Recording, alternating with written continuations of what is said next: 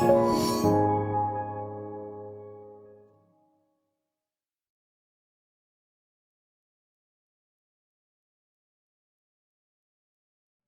ahora ya tenemos claro, digamos, cuáles son las instancias dentro de las cuales el fiscal puede solicitar esta audiencia de formalización de cargo. Ahora vamos a ver en concreto cuál es la estructura básica de una audiencia de formalización de cargo. Esto es importante porque en la práctica, en la medida que ustedes sepan qué es lo que se hace y en qué momento, van más preparados y evitan el factor sorpresa, por decirlo de alguna forma. Entonces, el primero que tienen que tener en consideración es que el juez de garantía es el encargado de realizar todo lo que dice relación con la dirección de la audiencia. Es el juez de garantía el que marca la pauta, en definitiva, y el que define qué cosas se va a hacer dentro del desarrollo de todas las audiencias. Pero sin perjuicio de ello, hay una estructura que en la práctica ya es como más o menos estandarizada en cuanto a cómo se desarrolla esta audiencia, y a eso nos vamos a referir a continuación, ¿ya? Lo primero que tienen que tener en consideración es que, como ya lo vimos en otro video, ya sea porque la persona es formalizada dentro del contexto de una audiencia de control de detención, después de realizado, digamos, lo que dice relación con el control de detención, o ya sea porque la persona asiste a través de una audiencia programada al tribunal, ¿ya? En los dos casos se da la misma estructura. Básicamente, lo que hace el juez en el primer caso del control de detención, se supone que ya las partes están individualizadas, por lo tanto, después de que ya se produce la discusión acerca de la eventual legalidad o ilegalidad de la detención, el juez le da la palabra al fiscal para que proceda a hacer la imputación de cargos. Como vimos en otro video, esta imputación de cargos generalmente puede ser o a través de la formalización de cargos, que es lo que estamos viendo a continuación, o a través de la presentación de un requerimiento simplificado, que es lo que vamos a ver con detalle en otro video, ¿ya? Ahora,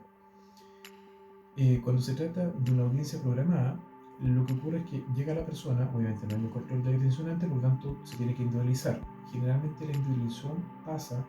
primero por parte del fiscal, luego si eventualmente asiste la víctima, por parte de la víctima, si eventualmente asiste el querellante, el abogado de la víctima, también se individualiza, y posteriormente se individualiza el defensor y por último el imputado, ¿ya? Los datos que se dan generalmente para efectos de establecer la identificación de una persona son aquellos que dicen relación con el nombre completo, el domicilio, el RUT, y eventualmente se les puede pedir un correo electrónico o un teléfono para efecto de que se les pueda comunicar eventualmente a través de estas vías las audiencias o los trámites que se vaya a realizar por el tribunal. Ahora, esto lo vimos en otro video, pero no es malo, digamos, recalcarlo, porque cuando el imputado, sobre todo, cuando el imputado fija el domicilio en las audiencias, queda sujeto a un apercibimiento, que es el apercibimiento del artículo 26. ¿Qué significa esto? Que desde ese momento el tribunal fija ese domicilio como el domicilio real de la persona. Por lo tanto, si ese domicilio no existe, es incompleto o derechamente falso, lo que hace el tribunal después es citarlo a través de una ficción, como lo vimos eventualmente en los videos que hice en relación con las medidas cautelares, con la citación particularmente. Cuando la persona se verifica por el tribunal que la persona no va a la audiencia y se verifica que el domicilio tiene estas características, no existe, es incompleto, la numeración no corresponde o directamente la calle no existe, qué sé yo, el tribunal verifica esa situación y las citaciones siguientes se realizan a través del estado diario, lo que implica que la persona en la práctica no es notificada porque la inclusión en el estado diario significa que se anota un detalle de la notificación en un registro público, en una vitrina que está en el tribunal, y con eso el tribunal da por notificada a la persona. Por lo tanto, es muy importante que si ustedes asisten a una audiencia de formalización en calidad de imputado, sobre todo, tengan claridad en el domicilio y se preocupen de dar bien el domicilio, ¿ya? Ahora, después de que se produce la individualización, el fiscal procede a hacer la comunicación de cargos. Como dijimos anteriormente en los videos introductorios de esta materia, la formalización de cargos es una institución que parte de la base de que el fiscal imputa lo que estima pertinente, ¿ya? Por lo tanto, lo que tiene que tener en general la formalización de cargos es una relación de hechos que considere la dinámica o la descripción de la conducta, ¿ya? Considere también la fecha de ocurrencia de los hechos, el día y la hora, por lo menos, ¿ya? Hay algunas situaciones en que la formalización de cargos omite esa situación, sobre todo esto pasa cuando se imputan delitos de carácter sexual que han ocurrido con un tiempo, la verdad es que impreciso, o cuando hay situaciones que se relacionan con delitos que afecten a menores. ¿Por qué? Porque las fechas muchas veces no están tan claras en esos casos, y lo que hace el fiscal en definitiva es reducir esa información a un periodo determinado que va entre un periodo de tal mes a tal mes de tal año o periodos de tiempo con intervalos, ¿ya? Pero tiene que tener alguna relación porque eh, sobre todo si la teoría del caso de un defensor es plantear cuestionamiento en cuanto a que, por ejemplo, la persona estaba en otro lugar, es importante que esos datos queden claros, ¿ya? Luego tiene que describir someramente, en forma resumida, la conducta que se supone que constituye el delito. Y generalmente lo que hacen los fiscales, sobre todo los requerimientos, en la formulación también, es describir con un poco de detalle cuáles son los elementos constitutivos también del tipo penal. Por ejemplo, en el delito de hurto, la genialidad de la especie, el ánimo señor y dueño, etc. Elementos que son legislativos, en definitiva, jurídicos, ¿ya?